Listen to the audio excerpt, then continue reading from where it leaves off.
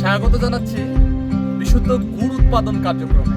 খেজুরের গুড়, শীতের শুভ্রতার সঙ্গে খেজুরের রসের একটি মিতালি রয়েছে। পায়েস, পিঠা, পুলি, বিভিন্ন ধরনের বাংলার ঐতিহ্যবাহী খাবারে খেজুরের গুড়ের একটি নান্দনিক স্বাদ এবং গ্রাম বাংলার এক ঐতিহ্যবাহী খাবার। এবং আমরা উৎপাদন, এই কৃষকের যে উৎপাদন, আমরা সেটি আপনাদের হাতে পৌঁছে দেওয়ার জন্য কাজ করছি।